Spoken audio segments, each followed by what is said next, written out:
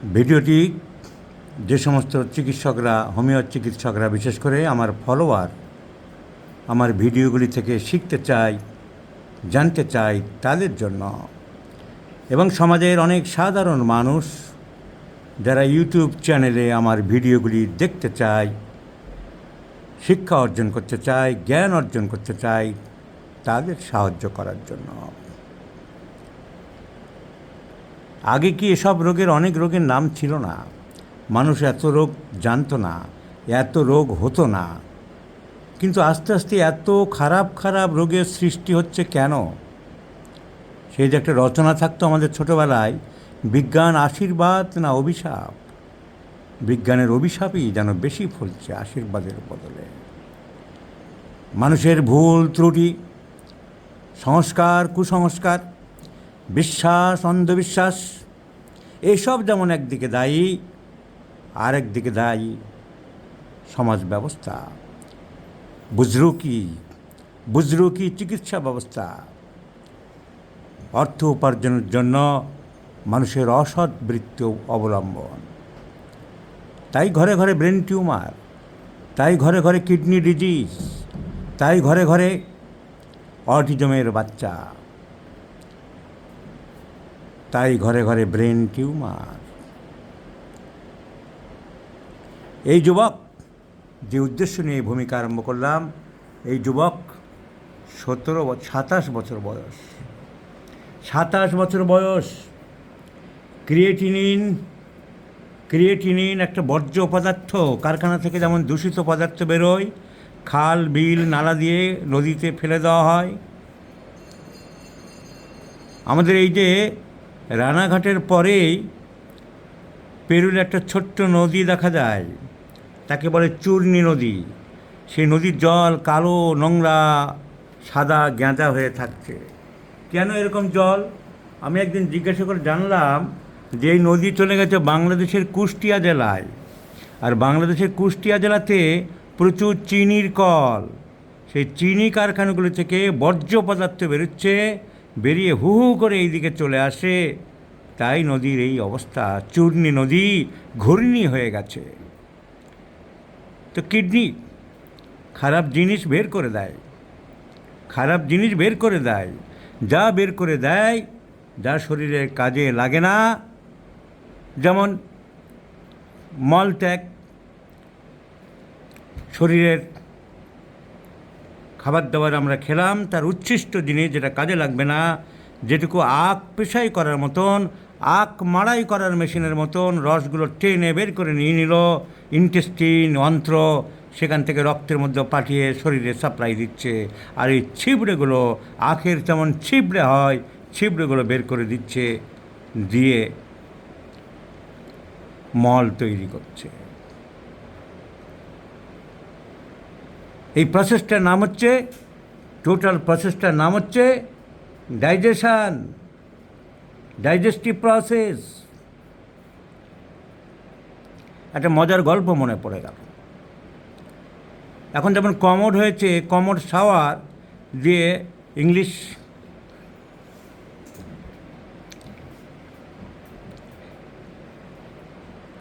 English commode shower দিয়ে মল পরিষ্কার করে মলদ্বারে। আগেকার দিনে বা এখনও গ্রামেগঞ্জে অনেক জায়গায় আছে যেগুলো ইন্ডিয়ান পায়খানা বলা হয়। তো সেখানে লোকে অনেক সময় বাম হাত দিয়ে তার মলদ্বার পরিষ্কার করে জল দিয়ে। তো একজন মাস্টার ফিজিওলজিতে ছাত্রকে জিজ্ঞাসা করছে, what is the definition of digestion? ডাইজেশনের সংজ্ঞা বলো। বলছে, sir, digestion is the process which begins with the right hand and ends with the left hand. Begins with the right hand, digestion সেই পদ্ধতি যে ডান হাত দিয়ে আরম্ভ হয় আর বাম হাত দিয়ে শেষ হয়। তো যাই হোক, এই বর্জ্য পদার্থ প্রস্রাব যেমন এই ডাইজেস্টিভ সিস্টেম থেকে করে দিচ্ছে মল, আর ইউরিনারি সিস্টেম থেকে প্রস্রাব। তাহলে এর মধ্যে ভালো জিনিস কিছু থাকে না। কিন্তু কারা আবার ডাক্তারই আবিষ্কার করলো যেগুলো খেতে হবে। ভাগ্যিস পায়খানাটা বা মলটা খাওয়ার সিস্টেম চালু করেনি, তবে মূত্র খাওয়ার সিস্টেম চালু হয়েছিল। আমাদের দেশে অনেকেই করে যে মূত্র খাও গ্লাস গ্লাস। আরে বর্জ্য পদার্থ, কারখানা থেকে যেমন বেরোয়, শরীরের কারখানা থেকে বেশ urea, uric acid, creatinine, xanthine, hypoxanthine, so all আর বর্জ্য পদার্থ, এক্সক্রিটরি প্রোডাক্টস। সো বেশি এই সব কেমিক্যালসের মধ্যে একটা নাম হচ্ছে ক্রিয়েটিনিন। ক্রিয়েটিনিন দূষিত পদার্থ। কী সেটা? মাসেল ব্রেকডাউন হয়, মাসেলের মধ্যে প্রোটিন থাকে, সেই প্রোটিনের নাম মাসেল প্রোটিন। তাহলে সেই মাসেল প্রোটিন ভেঙে ভেঙে ক্রিয়েটিনিন বেরোয়। যারা ফিজিওলজি ভালো করে পড়েছে যে মাসেল ব্রেকডাউন হয়, এই মাসেল কী করে ব্রেকডাউন হয়, মাসেল কী করে এনার্জি পায়, তার উপরে বায়োকেমিস্ট্রিতে একটা বিরাট চ্যাপ্টার আছে। সেই চ্যাপ্টারটা আবিষ্কার করেছিল ফিজিওলজিস্ট কোরি, তাইকে বলা হয় কোরি সাইকেল, তাহলে এই মাসেল যে ব্রেকডাউন হচ্ছে, যার জন্য খেলোয়াড়দের ক্রিয়েটিনিন কিন্তু বেশি বেরোয়, কারণ মাসেল এক্সারসাইজ বেশি হয়। কিন্তু সুস্থ মানুষ তার যে মাসেল থেকে দৈনন্দিন কাজকর্ম করছে বা চলাফেরা করছে, ঘোরাঘুরি করছে বা কিছু না করলেও তার মাসেলের যে কাজ শরীরে চলছে, তার বর্জ্য পদার্থ ক্রিয়েটিনিন কিছুটা রক্তের মধ্যে বেরিয়ে যায়। আর রক্তগুলো কি করে? হু করে কিডনিতে চলে আসে। জল একদিক দিয়ে কেটে দিলে যেমন অন্যদিকে যায়, তেমনি শরীরের সব প্রকৃতির নিয়মে সব হু করে কিডনিতে চলে আসে।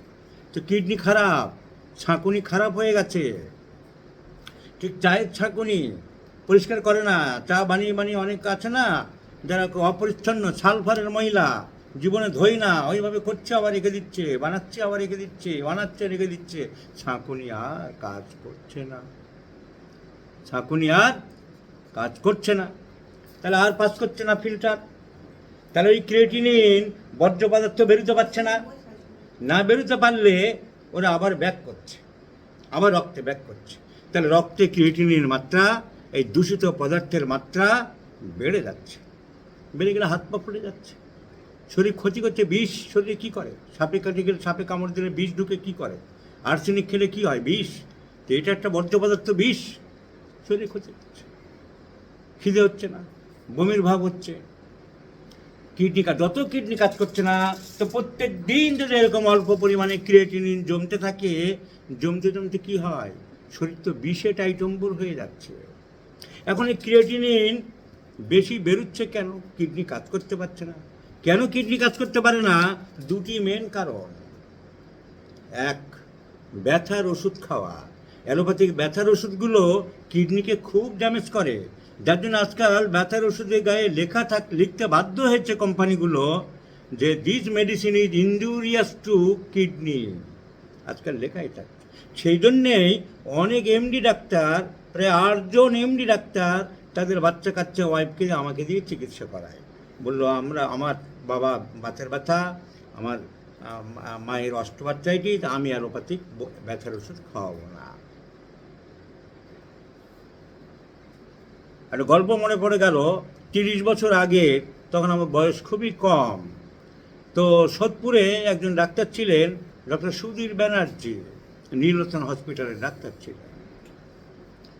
তো উনি পাশের বাড়িতে একটা প্যারালাইসিস রোগী ভালো হয়েছিল, চন্দনা বলে একটি মেয়ে আমার কাছে পড়তো, তার কাকিমা আমার কাছে এনেছিল, এবং রোগী ভালো হয়েছিল। তখন জানলা দিয়ে ডক্টর ব্যানার্জি মেয়েটিকে জিজ্ঞাসা করে, তোমার কাকিমা তো ভালো চলছে, হাঁটছে, তাহলে কি করে হলো? বলে, স্যার হোমিওপ্যাথি আমার স্যারকে দেখিয়েছিলাম। বলো, হোমিওপ্যাথি তো বিশ্বাস করি, আমার বাবাও ঢাকায় করতো, তো আমার একটু হোমিওপ্যাথি করলে ভালো হয়, আমি অ্যালোপ্যাথিক বড়ি খেতে চাই না, তোমার স্যারকে একদিন আনতে পারবে? তো আমার বয়স অল্প ছিল, আমি চলে গেলাম। সেই যে ডক্টর ব্যানার্জির সাথে পরিচয় হলো, আমাকে খুবই ভালোবাসতেন এবং বহুদিন সম্পর্ক ছিল। তো একদিন কল দিল, আমি গেলাম। ওনার একটা হল ঘর ছিল, উনি হসপিটালে যাওয়ার আগে অনেকগুলো রোগী দেখতেন, 25-30 জন। আর অ্যালোপ্যাথিতে তো সময় লাগে না, কার কী হয়েছে ঘচাঘচ লিখে দিত। তা আমাকে দেখে বলো, "ও, এসেছো, ভালো করেছো, তোমাকে তো আমি খবর দিচ্ছি, এই যে পায়ের এই জায়গাটা বুঝলে, এই আমার এই অস্টিওআর্থ্রাইটিসটা খুব কষ্ট দিচ্ছে, আর 25-30 জন লোক হা করে দেখছে, ওনাকে দেখানোর জন্য 25 জন বসে আছে, আর এই আবার কোন চ্যাংড়া ছেলেকে ওনার কথা বলছে।" তো উনি তো রসিক ছিলেন, বলছে কি দেখছো তোমরা, ভাবছো আমি আবার কাকে কি বলছি, আমি ওকেই বলছি, হোমিওপ্যাথি ডাক্তার, হোমিওপ্যাথি ওষুধই খায়, তোমরা আমার কাছে মরতে এসেছো, মরো, কিন্তু আমি নিজে মরবো না বাপু। এই গল্পের মধ্যে গল্পটা বললাম এই কারণে, অ্যালোপ্যাথিক এইসব ব্যথার ওষুধের সাইড এফেক্ট এইসব চিকিৎসকরা অনেকেই ওয়াকিবহাল, কিন্তু অনেক চিকিৎসকরাও ওয়াকিবহাল নয়, তারাও পাকামো করে, হোমিওপ্যাথির কথা বললে গালিগালাজ করে। তো শিক্ষিত হোমিওপ্যাথরা, যারা ব্রড মাইন্ডেড অ্যালোপ্যাথরা, যারা ব্রড মাইন্ডেড অ্যালোপ্যাথ, তারা কিন্তু স্বীকার করে এবং বলে। তো যাই হোক, এই ব্যথার ওষুধ থেকে হয়। আর 2 নম্বর হচ্ছে হাইপার টেনশান, প্রেশার বাড়তে বাড়তে, প্রেশার বাড়ে আমাদের রক্তের ঘনত্ব বাড়ছে, রক্তের মধ্যে অনেক খারাপ পদার্থ, সব কেমিক্যাল বাড়ছে, ট্রাইগ্লিসারাইড বাড়ছে, গ্লিসারিন বাড়ছে, তো কিডনির উপর চাপ পড়ছে, চাপ পড়তে পড়তে পড়তে পড়তে তখন কিডনি খারাপ হয়ে যাচ্ছে। তো কিডনি খারাপ হওয়ার আরেকটা কারণ হলো হাইপার টেনশান, ব্যথার ওষুধ, হাইপার টেনশান। আর একটা কারণ হলো আমাদের সমাজে ছোটোর থেকেই নুন খাওয়ানো অভ্যাস করে বাবা মা, সেই বাচ্চা শিখে যায় প্রচুর নুন খেতে হবে। অনেক বাড়িতে তো বকাঝকা করলে আবার ভাতের মধ্যে নুন চুরি করেও খায়। তো এই নুন খাওয়ার অভ্যাস। আবার বেশ সুন্দর একটা রটনা হয়েছিল না, গ্রামের দিকে শুনতাম, আরে দাদা দুপুরবেলা বাড়ি যাবেন কেন, 2টো নুন ভাত খেয়ে যান, মানে বাঁশ দেবো তোমাকে, নুন খাইয়ে দেবো। তো এই লবণ ইজ এ ভেরি ডেঞ্জারাস, আর চিনিও খুব খারাপ, তাই মেডিকেল সায়েন্সে নুন আর চিনিকে বলা হয় 2টি সাদা বিষ। এইসব বোঝে না, বাবা মা ছোটোবেলা থেকে দুধের মধ্যে নুন দিচ্ছে, ভাতের মধ্যে নুন দিচ্ছে, নুন খেয়ে খেয়ে গুণ তো আর গাইছে না নুন শরীরের কিডনিটাকে শেষ করছে। এই কারণে কিডনি একসময় ড্যামেজ হয়, কিডনি আর কাজ করতে পারে না। আর তখন কি হয়, তখন এই যে ক্রিয়েটিনিন নর্মালি থাকে 1.3 গ্রামের মধ্যে 0.7 থেকে 1.3 মিলিগ্রাম থাকে নর্মাল, বাড়তে থাকে, বাড়তে বাড়তে এই ছেলেটির কি সর্বনাশা অবস্থা দাঁড়িয়েছে, 18 মিলিগ্রামে দাঁড়িয়ে গেছে। সাধারণত 8, 7, 8, 9 হলেই ডাক্তাররা দেরি করতে চায় না, যে কিডনি এত খারাপ হয়ে গেছে, ইমিডিয়েটলি ডায়ালিসিস করতে হবে। এই এখনও 17তে এই ছেলে চলাফেরা করছে, এর শরীর স্ট্যামিনা আছে, বয়স কম, পাচ্ছে, এর পড়ে যাওয়ার কথা, তার কারণ বিছানায় পড়ে যাওয়ার কথা, কারণ 18 মিলিগ্রাম হয়ে গেছে ক্রিয়েটিনিন। সেই ক্রিয়েটিনিনের গল্প বললাম, হিস্ট্রি বললাম। আর এইভাবে ডায়ালিসিস একবার আরম্ভ করলে, এইভাবেই ডায়ালিসিস করে করে করে করে তার মানে জীবনের ঝুঁকি দাঁড়িয়ে যায়। তো এখন হোমিওপ্যাথিতে we treat the patient not the disease, সেই চিন্তা করে আমরা অনেক কেস ভালো করেছি। এখন দেখা যাক এই ছেলেটিকে, অল্প বয়সী যুবক, একে কী করে সুস্থ রাখতে পারি। এর সিমটম, আমরা তো ক্রিয়েটিনের জন্য আলাদা চিকিৎসা করব না, যারা এই ধরনের চিকিৎসা করে ক্রিয়েটিনিন কমানোর জন্যে, এটা কমানোর জন্যে, টনসিল মানেই বেলোডোনা নয়, আমাশা মানেই মার্কুরিয়াস নয়, এরকম লাইন ধরে ধরে থেরাপিউটিক মার্কা বই পড়লে আর যাই হোক ক্লাসিক্যাল হোমিওপ্যাথি বা হোমিওপ্যাথির দর্শন জানা যাবে না। তাই আমাদের সিমটোমেটিক ট্রিটমেন্ট করতে হবে, আমাদের কনস্টিটিউশনাল ট্রিটমেন্ট করতে হবে, আমাদের হলিস্টিক অ্যাপ্রোচে ট্রিটমেন্ট করতে হবে, আমাদের সেই ডিকটার্ম নিয়ে ট্রিটমেন্ট করতে হবে। Treat the patient not the disease, by the symptom totality, by the constitutional way. And the symptomatology of this young man catches cold very easily, profuse perspiration, ঘাম বেশি, ঘামে গন্ধ হয়, stool constipated, profuse thirst, tongue large, saliva profuse, desire for sweets, and a destructive disease, so choice of medicine is mercurius. Not only that, about the mental symptoms, what I have got, hurriness in speaking, in talking, in during drinking, eating, etc. খাওয়া দাওয়া কাজকর্ম সব আস্তে আস্তে করে কি তাড়াহুড়ো করে করে, তাড়াহুড়ো করে না, খুব আস্তে আস্তে করে। কীরকম করো তুমি? খাওয়া দাওয়া তাড়াতাড়ি করে। খাওয়া দাওয়া তাড়াহুড়ো করে তুমি ভুল রিপোর্ট দিচ্ছ কেন? খাওয়া দাওয়া তাড়াহুড়ো করে। সো হারিনেস ইজ দ্য সিমটম, কিন্তু এর কন্ট্রাইন্ডিকেশান জিভটা। দাঁড়াও দেখি, জিভটা কিন্তু মার্কুরিয়াসের মতন অত সালাইভেটেড নেই। লার্জ আছে, ট্রিমার আছে, অতটা সালাইভেটেড আমরা পেলাম না। So a large tongue indicates Mercurius.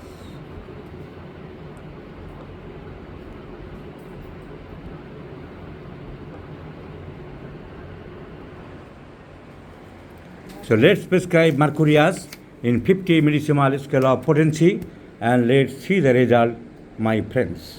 I shall share you the next result on daily mode.